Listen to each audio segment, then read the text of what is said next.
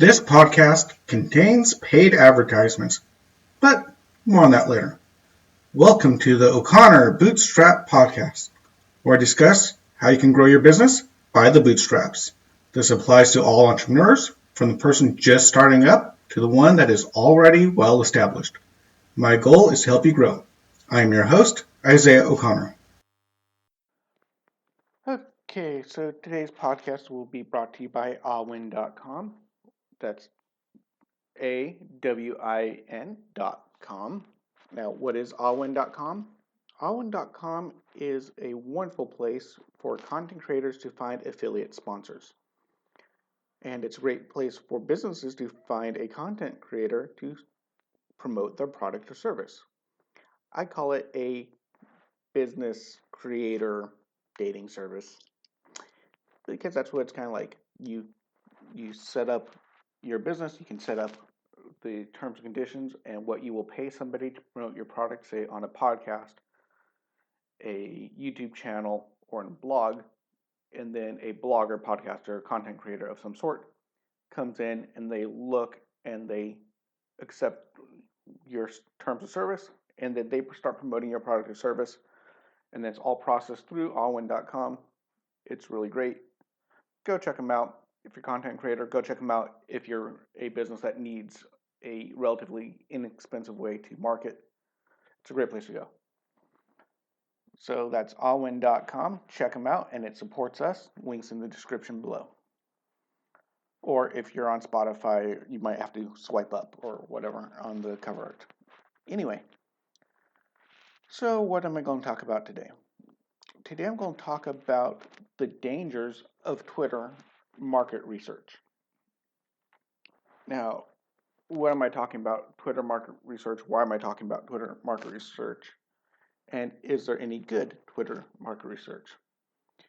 Well, first of all, I've seen that a lot of these companies that have been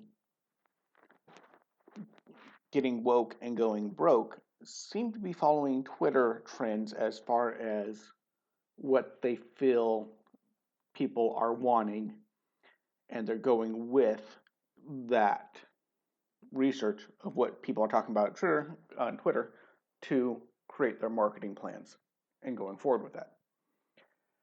And there's some problems and dangers with that, and I'll get to that in just a moment, because there are some really, really useful research techniques that can be used on Twitter and Facebook and other social media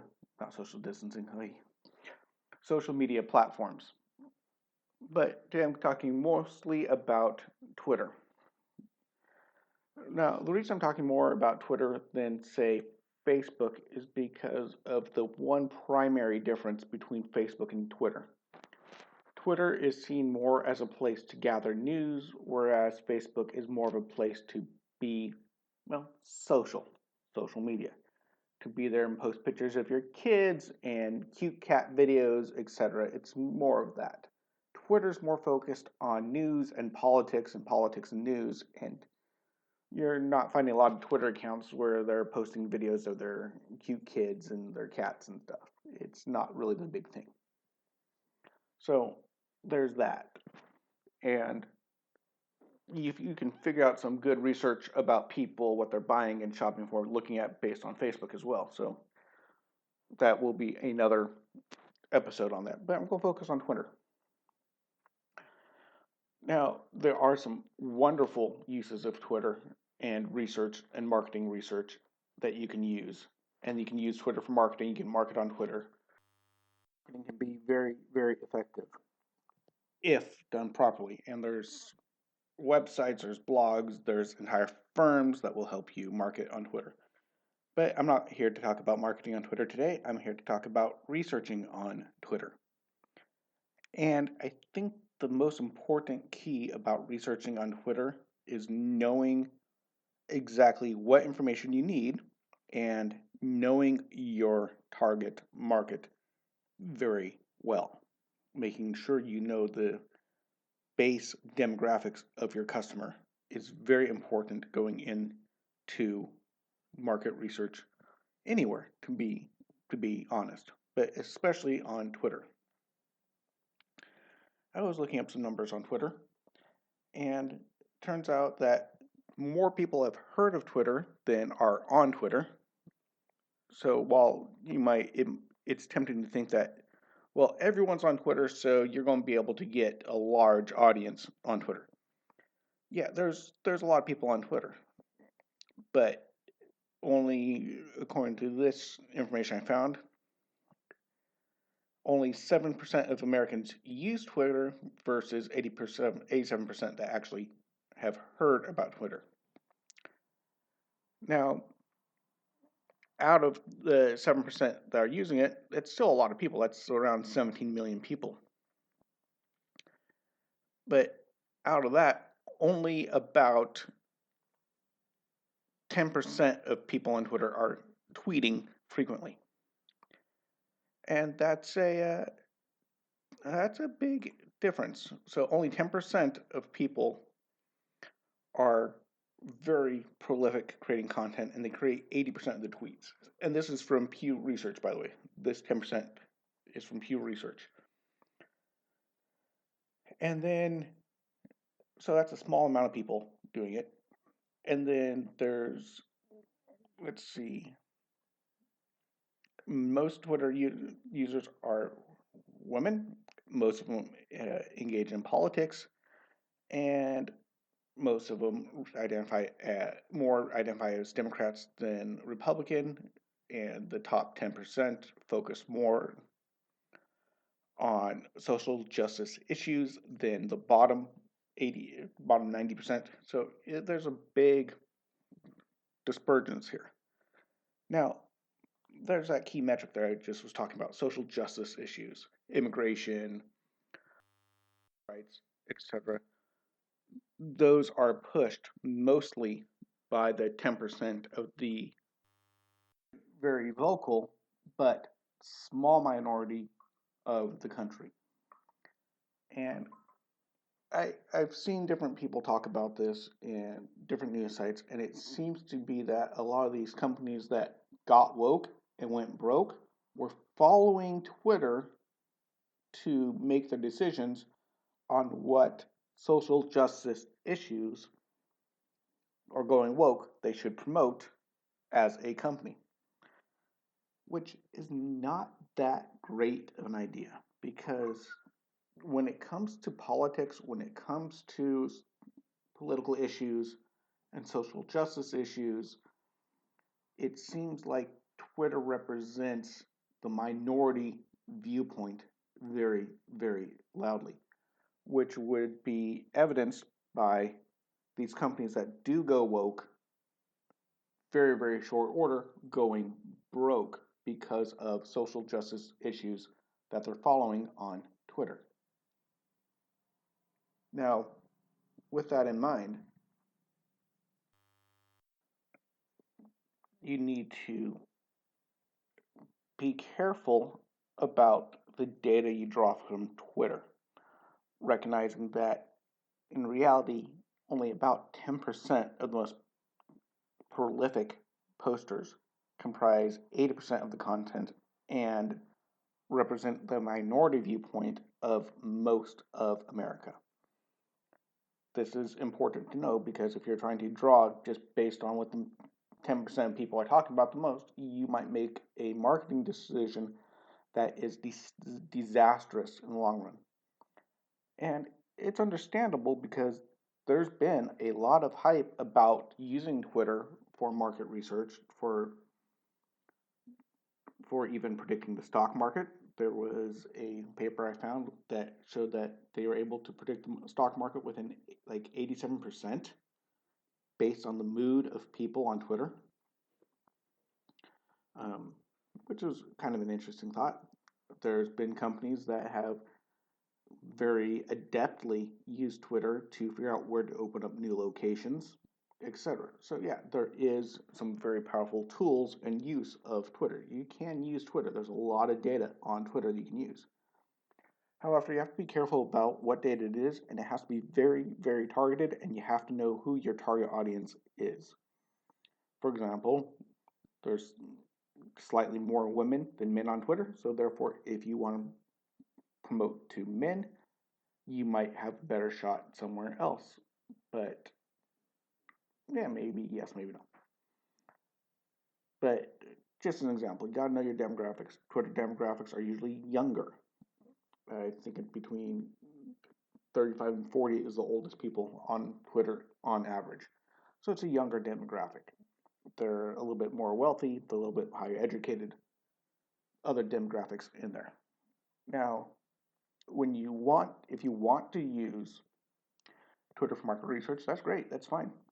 Go ahead and do it. Just this is the warnings here, because I have not seen a lot of people talk about these demographics of the minority being the most vocal. That's important whenever you're looking at demographics and marketing and everything else.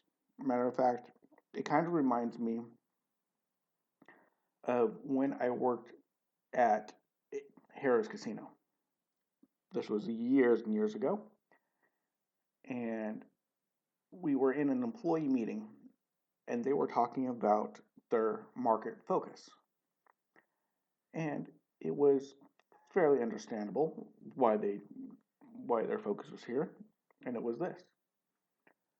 According to their research, 30% of the customers, the high rollers, the whales, the people who would drop in a single bet more than I made in 2 weeks, provided 70% of the income of the entire casino. And so they said they would focus on the 30% of people that brought in the most income, which made perfect sense. However, again, I've talked about statistics fairly recently. They missed a point which I caught immediately. And I almost piped off, but I thought better of it and kept my mouth shut. I almost raised my hand because the attitude was, we're not going to focus nearly as much, if at all, on the 70% of customers that don't pay us a lot of money.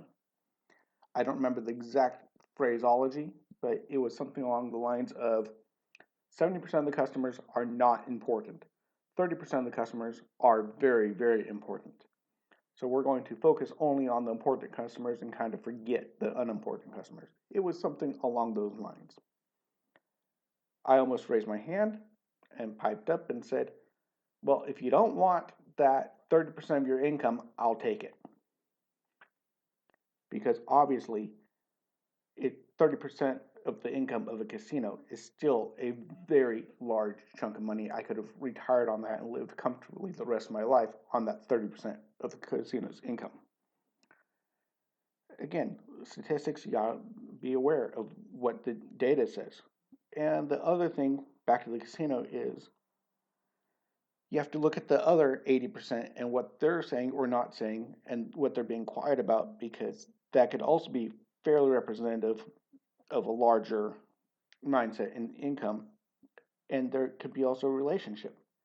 And there is a direct relationship on Twitter and even on casinos. Because here's the thing. High rollers in casinos, turns out they don't like a quiet casino. They want a very busy casino with a lot of action, a lot of people there, a lot of people playing, a lot of noise, a lot of bells and whistles going off as people hit jackpot. It's exciting. It's all part of the fun and the experience. A quiet casino is perceived as unlucky because no one's there means no one's being lucky, therefore it's not a great place. It's like going to a restaurant at dinner time and every restaurant in the neighborhood is packed to the gills with people. You go to the one restaurant that is empty, you might be a little bit concerned because if you have an empty restaurant at dinner time in a restaurant district, they're probably not a great place to eat. So, same thing with the high rollers. They perceived a busy casino as a lucky casino, and a lucky casino is where they want to be. So when the casino started doing things to push out the small players and the small group of people, well, guess what? The high rollers left. Matter of fact, the general manager at the time, who was not very well liked, matter of fact, I'd almost say he was nearly universally hated. It was a guy who was giving this presentation. Then talked about removing the penny slots because we didn't make a lot of money on penny slots. Now, for those of you who haven't grown up in Las Vegas or Nevada or anywhere where there's slot machines and casinos, there's slot machines, and penny slots are slots that start off at a penny a bet, 1 cent per bet. And people can play on them for a long time, have fun, but they're not going to spend a lot of money and they're not going to make a lot of money. Matter of fact, I was bored one day waiting for a bus. I put $1 in a penny slot and I was playing video poker and I hit a royal flush on 1 penny. I made $5. It was a huge win for a penny slot, $5. Now, of course, I've never hit a royal flush on anything higher than a penny, but hey, But it's fun. You can sit down there, you can relax, chill. It's fun. You spend $1, you can be there for an hour, betting 1 penny at a time. And of course, the management doesn't want a lot of people sitting there for hours on end playing $5 because that's not very cost efficient. The thing is about penny slots is some penny slots can actually take a bet up to like $7, $8, $10 per pull per time, which makes it a big bet and actually can make some money. But this guy perceived penny slots as the cheap seats, as people who don't have a lot of money. They're not making a lot of money for the casino, and therefore they should be ignored, and removed the entire penny slot section from the casino and got rid of it. Really angered a lot of the customers who refused to come at all. All of a sudden, without all those extra little penny slots making noise, it was more quiet, felt less lucky, less people showed up, less high rollers showed up. It was a disaster. Now, yeah, I went off a little bit of a tangent here, but let's take this back into Twitter. If you took Twitter and removed 90% of the people on Twitter and only had the 10% of the vocal people there, Twitter would collapse. Twitter needs all those accounts. The more accounts Twitter has, the better it is. Because 10% of people complaining to each other and talking about things to each other, it's still a lot of people, but still nowhere near as many people as need be, and they need an audience. I found that content creators, including myself, people on Twitter, they do it because they want to get a message out. They need an audience. If I was doing this for a year like I have and had no one listening, there'd be no point. You need an audience. If you're making a comment on Twitter, especially on Twitter, because again, Facebook, you might be looking at a picture of your niece overseas or sending a message to your mom about what your kids did and to show off your grandkids. There's a lot more of that personal touch and interaction. So you can be posting on Facebook and be doing it as a means of communication with friends and family. But on Twitter, you don't see a lot of this. If you're on Twitter, you want to be heard. You want to make your voice heard. You want to make a comment about something you're excited about. You need to be heard. And if you don't have 90% of the people there to listen, then you're not going to have a lot of followers. You're not going to be doing a lot. Because you can create a lot of content and have a lot of followers, but if there's no followers, there's no point. And this is a key part of this whole demographic issue, these percentage issues you got to think about. It's not just the vocal minority. You have to look at the majority that are not vocal and then realize that they're important too, and how they react to these people that are following are just as important as the people that are making noise. So you got to look at all the aspects. And if you only look at the 10%, you're in danger of making bad decisions because they're not representative of the whole. And if you look at only the 90%, that's more representative of the whole. But you have to look at why they're there, who they follow. It's very complex, and that's the dangers. Now, can Twitter research be a powerful and good thing? Yes, it can be. And you can and should use Twitter to do research. I just have to point out the dangers because when I was researching this episode, people talked about all the great things about researching on Twitter and how powerful it is and how great and awesome and amazing it is without touching or only briefly mentioning these key dangers that I have seen. And again, this is just my observation. I don't have a huge empirical data set to go by this. I'm just saying this is my observation. Now, the question is, how effective is Twitter research done well?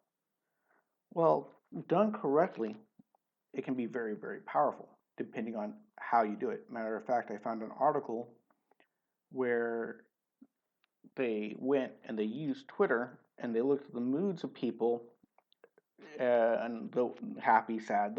They tracked the Twitter users and they applied this to the stock market to figure, since the stock market is driven largely by the moods of people and the public and their confidence in all that in the market and whatnot, that they found when they tracked the moods of people on Twitter, the general moods of everyone on Twitter going up and down, they were able to predict up and down trends in the stock market as well because of the moods of the people.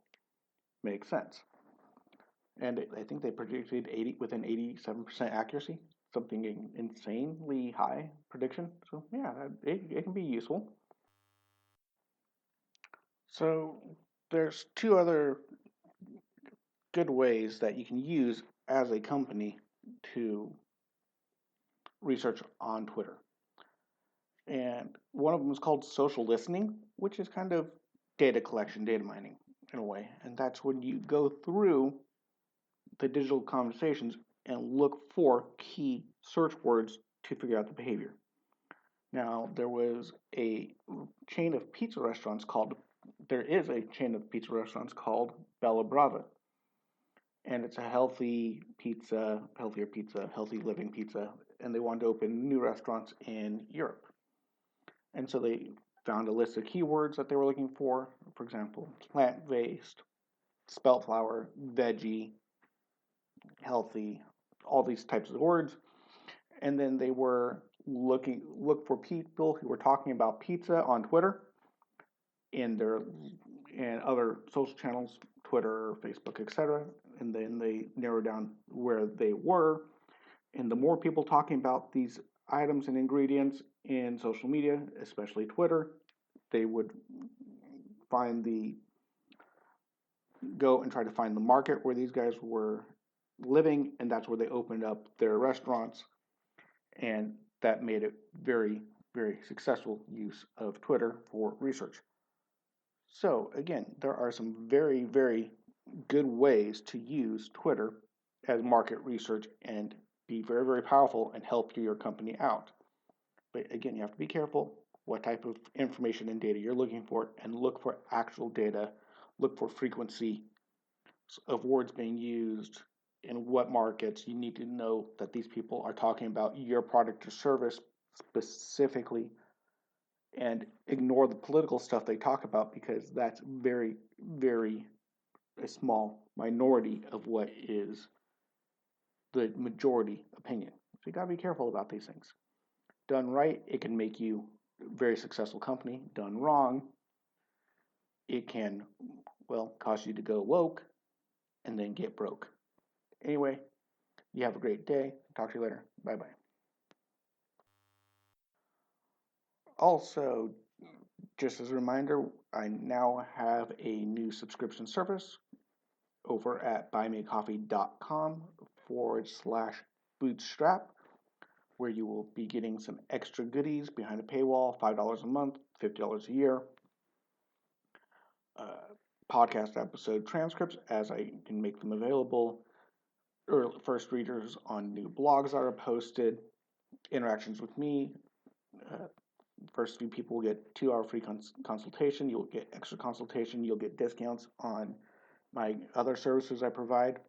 And I'm open for suggestions as for what you would like to see over behind the paywall. So give it a look. I'd love to see you there. Oh, and you will also be invited to the private Facebook group where you can bounce ideas off of other bootstrappers and entrepreneurs, myself and my business partner Jason, to get a lot of help and assistance with growing your business. Anyway, go check it out, and I'll see you next time. Talk to you later. Bye-bye. Remember to get your free half-hour consultation by using our contact page and the links below. If you found value in this content, please give us a 5-star rating on whichever podcast platform you use. It is very helpful if you share this with your friends. If you'd like to directly support this podcast, I have a few donation links in the description, or you can check out the show sponsors. You have been listening to the O'Connor Bootstrap podcast, which is an Atheoz Business Solutions podcast. For our companion podcast, the Atheoz Business Podcast, which is hosted by Jason St. Clair. Our past episodes and related blogs, you can check out our website at www.atheoz.com, which is www.atheoz.com or atheoz.com. Remember, you can also check us out on the O'Connor Bootstrap Podcast Facebook group, where you can interact with me and other people who are bootstrappers and entrepreneurs. The link is in the description. Come check us out. I would love to interact with you. And until next time, I'm your friendly neighborhood entrepreneur, Isaiah O'Connor. See you later.